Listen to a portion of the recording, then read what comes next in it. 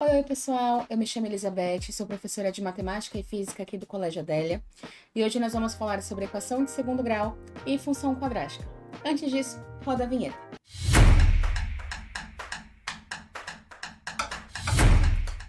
Bom, pessoal, equação de segundo grau é uma matéria que é um dos fundamentos da matemática, tanto que quando a gente faz álgebra, quando a gente vai para geometria, acaba caindo numa equação de segundo grau. E esses exercícios caem muito no Enem e nos outros vestibulares também. Antes de começarmos, não esqueça de curtir muito o nosso vídeo, ativar o sininho, seguir o nosso canal e compartilhar bastante para todo mundo poder assistir as aulas com a gente. Vamos falar um pouquinho da equação do segundo grau. O que acontece?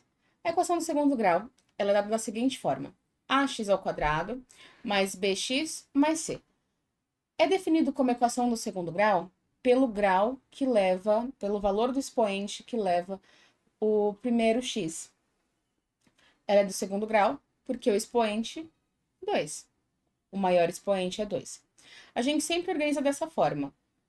Primeiro, o que está com x ao quadrado, depois, o que está com x à primeira, e por último, o termo independente, que é aquele que não leva o x. Tudo isso tem que estar no primeiro membro, e a gente iguala a x. Pode ser uma equação, uma inequação, independente da forma. É sempre calculado dessa maneira. Todos os valores no primeiro membro, igual, ou maior, igual, menor, igual, a zero. E a gente consegue calcular. A gente chama de A o coeficiente que acompanha o x ao quadrado, B o que acompanha o x e C o termo independente. A gente tem equações completas, como esse caso, que tem todos esses termos. Nós temos equações incompletas, equações que só tem o A e o C, equações que tem só o A ou que tem só o A e o B. Como que resolve? Tranquilamente. Se tiver só o A e o C, a gente trabalha da seguinte forma: passa o termo independente para o outro membro, não esqueça de alterar o sinal. E aí trabalha da seguinte forma: o x ao quadrado vai ser o valor de menos c sobre a. E depois tem que extrair a raiz, lembrando que se a equação de segundo grau, ela vai ter duas raízes, ou seja, dois resultados, um positivo e um negativo, no caso que seja incompleta. Se não tiver incompleta, ela também terá dois resultados, mas aí podem ser diferentes. Se tiver apenas o A e o B, a gente faz da seguinte forma: a gente trabalha pegando e fatorando o x, deixando o x em evidência, então vai ficar x igual a zero ou ax mais b igual a zero.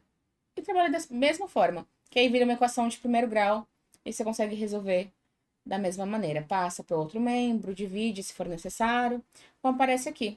O x1 vai ser o zero e o x2 vai ser menos b sobre a. E se tiver só o a, é que a minha resposta é zero. Aqui coloca mais ou menos zero, mas zero ele é neutro. Agora, se for uma equação completa, a gente resolve da seguinte forma. A gente tem duas fórmulas muito importantes na matemática, que é o delta e o Bhaskara. É o Bhaskara que a gente usou o x, porque x é a letra que a gente está usando, mas pode ser qualquer letra. T, Y, W, Z. Aí você vai colocar no lugar do x a letra que você estiver usando. Primeiro a gente calcula o delta, que o delta vai ser b, esse bzinho aqui, ao quadrado, menos 4 vezes a vezes c. E aí vai dar um número. Se for um número positivo, a gente consegue calcular tranquilamente o restante da conta, porque nós estamos trabalhando com o número dos reais, o conjunto dos reais. Se for zero, a gente continua também, mas vai lembrar que vai ser uma equação com uma única raiz, porque não tá para calcular a raiz de zero. E se for positivo, a gente segue tranquilamente. Negativo não tem como. Se for zero, vai ter uma única raiz. Positivo, serão duas raízes. Achando o delta, a gente vai para o Bhaskara, que é menos b, mais ou menos a raiz de delta sobre 2a. Lembrando que se o nosso b for um número negativo, quando a gente jogar no Bhaskara, vai ficar positivo. Isso é muito importante, o sinal faz toda a diferença. A gente calcula e vai chegar na resposta. x1, que vai ser a gente vai calcular uma com o valor positivo, né? Menos b mais a raiz de delta sobre 2a. E o x2, que vai ser menos b menos a raiz de delta sobre 2a. Lembrando que se a nossa delta não for um número que tem raiz exata, a gente consegue fazer ainda assim. Aí depois tem que fatorar para chegar na melhor resposta possível e na menor também, de acordo com o que pede o exercício. Lembrando que se der raiz embaixo, tem que racionalizar. E aqui nós temos um exemplo, tá? Quando está fora de ordem, porque é ax ao quadrado mais bx mais c igual a zero. Aqui, por exemplo, estava fora de ordem. Tava o termo independente na frente, depois 6x ao quadrado mais 13x igual a zero. A gente arrumou, não tem problema mudar a ordem, porque é uma conta de adição, de forma que ficasse o A, o B e o C. Fica até mais fácil para a gente se organizar depois para fazer o Bhaskara, o delta ou qualquer outra coisa que for necessário. Outra coisa importante, se o nosso A for negativo, a gente pode multiplicar a equação inteira por menos 1, que aí fica mais fácil de trabalhar. Aí vamos para a função. Quando a gente tem o gráfico da equação de segundo grau, a gente chama de função quadrática. A nossa resposta é uma parábola, que é isso que parece um sorrisinho. Se a concavidade, que é essa abertura, for para cima, é porque o nosso A é positivo. Se ela for para baixo, é porque o A é negativo. Seria menos x ao quadrado ou menos 2x ao quadrado e continuava com. Onde corta o eixo x, os dois pontos que cortam o eixo x são as raízes da equação, as respostas da equação. O ponto mais baixo ou o ponto mais alto é o vértice da equação. Nós temos o x do vértice e o y do vértice. Tem uma formulinha específica para poder ser calculado. Então, aqui nós temos, né, raiz. E se, por exemplo, a minha parábola cortar o eixo x num único ponto? É porque tem apenas uma raiz que vai ser o próprio vértice. Nesse caso, o nosso delta era zero. Se não encontrar, é porque o delta é negativo. Então, aqui nós temos onde corta o eixo y é no valor do termo independente, né? Então, quando o x for zero, e o valor do termo independente. Onde corta no eixo x são as raízes. Aqui nós temos o x e o y do vértice, que a gente calculou da seguinte forma. Menos b sobre 2a. Que b é esse? Esse b aqui, que acompanha o x que está a primeira potência. E o y do vértice vai ser menos delta, então a gente tem que calcular o delta, né? B ao quadrado menos 4ac sobre 4a. E a gente consegue calcular a partir disso. Tem vezes que descobrindo o x do vértice, você pode pegar o valor de x, substituir na função e você acha o valor de y. Porque na função o f de x e o y são a mesma coisa.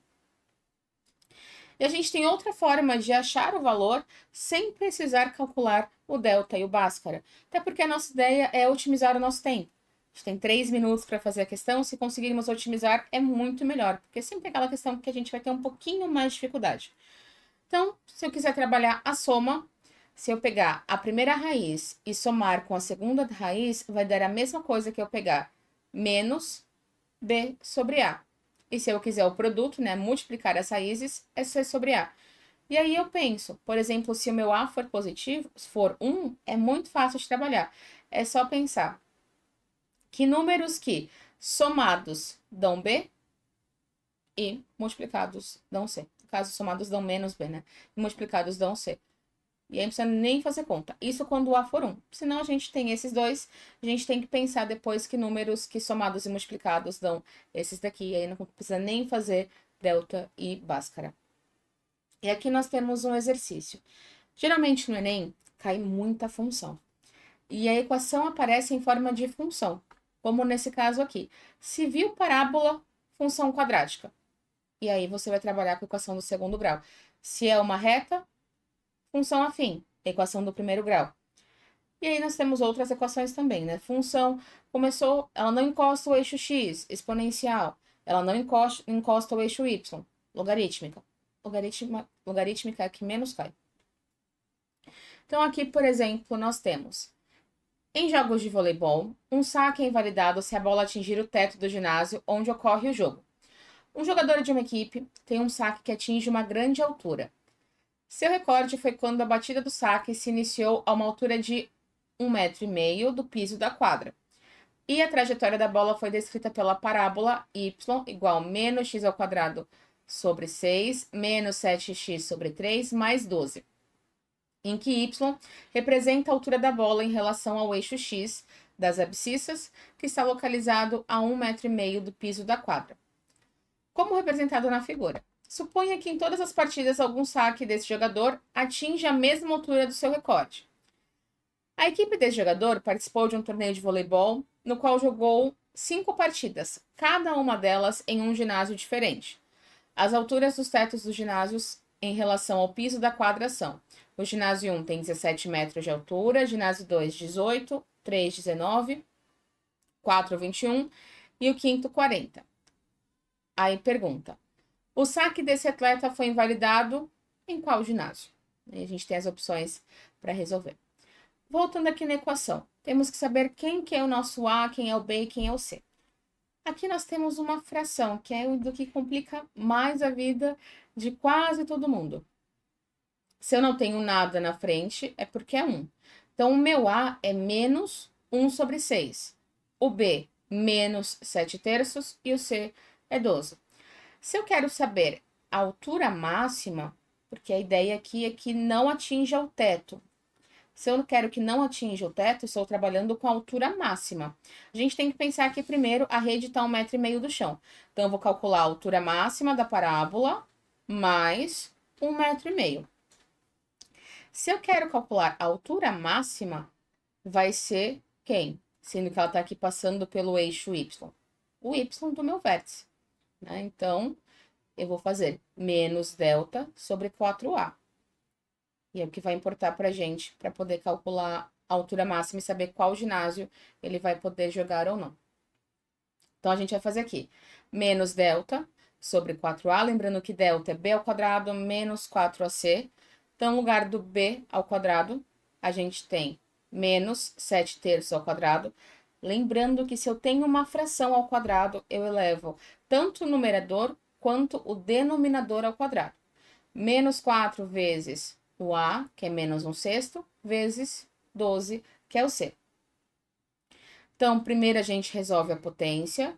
Então, lembrando que se a minha base é negativa, mas o meu expoente é par, fica positivo. Então, fica 49 nonos. Aqui é uma multiplicação, negativo com negativo vai ficar positivo. Lembrando que na multiplicação a gente faz em linha reta. Se eu não tenho nada aqui embaixo do 4, não tenho meu denominador, é porque é 1. Então, eu multiplico 4 vezes 1 e 1 vezes 6. E depois multiplico por 12.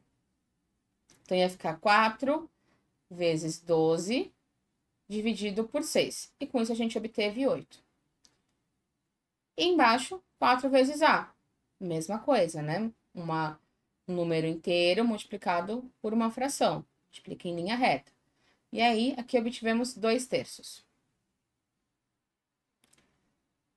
E aí, o que a gente faz aqui? Como a gente tem uma soma de frações em cima, a gente vai ter que calcular o MMC. Então, entre 9 e aqui que não tem nada, que é 1, vai ser o próprio 9. Então, a gente mantém 49 nonos e faz 9 vezes 8. E aí, 9 vezes 8, 72. E aí, com isso, a gente soma 49 mais 72, 121. 121 nonos. Como é uma divisão de fração, a gente mantém o numerador e multiplica pelo inverso do denominador. Aí ficou 121 vezes 3 e 9 sobre 9 vezes 2. Só que aqui, 3 e 9 são múltiplos de 3. Eu posso simplificar já um pelo outro, cortar um com o outro. Então, aqui vai ficar 1 e aqui 3. Então, eu vou ter 121 sobre 6. A gente divide para poder calcular. Dividindo 121 sobre 6, vai dar 12 dividido por 6, 2. Então, vai ser 20 alguma coisa. Precisa fazer o cálculo perfeito? Não, a gente fez por aproximação e sabe que vai dar 20 alguma coisa. Aí, se não der por aproximação, aí faz o cálculo para ter certeza da resposta. Então, nós temos que a altura máxima vai ser o 1,5, que é antes da rede, mais o 20, vírgula alguma coisa que a gente não sabe o que é, que a gente não realizou o cálculo, a gente está indo por aproximação. A gente vai ter aproximadamente 21,6. Com isso, a gente volta lá no valor da altura máxima dos ginásios. O ginásio 1 tem 17 metros, ele ia bater. O ginásio 2 tem 18, ele também ia bater. O 3, 19 e o 4, 21. Ele ia passar desse, porque como era 1,5 mais 20, daria mais do que 21. Então, só sobrava o ginásio 4, o ginásio 5. Então, ele só não seria invalidado no último ginásio, né? Então, o saque desse atleta foi invalidado apenas nos ginásios 1, 2, 3 e 4. Seria a alternativa D. Nossa aula de hoje foi isso, foi sobre equação de segundo grau, a importância da função e do gráfico. Lembrando que a gente tem que, se tiver um gráfico, tem que saber analisar o gráfico, saber quais são os x, que às vezes a gente não tem a própria função e tem que chegar na função. Às vezes ele quer a altura máxima, geralmente ele vai querer a altura máxima ou a mínima, aí tem que calcular o x do vértice, o y do vértice. No nosso caso, como a nossa parábola ela estava bem no eixo y, não precisa calcular o x do vértice, senão teria que calcular o x do vértice para depois achar o y do vértice. E é isso, gente. Não esqueçam de curtir muito o nosso vídeo, seguir o nosso canal, compartilhar bastante para que todos possam ter a aula com a gente. E fiquem, né, sempre estejam aqui para os próximos vídeos. Não percam as nossas aulas. Um beijão e até a próxima.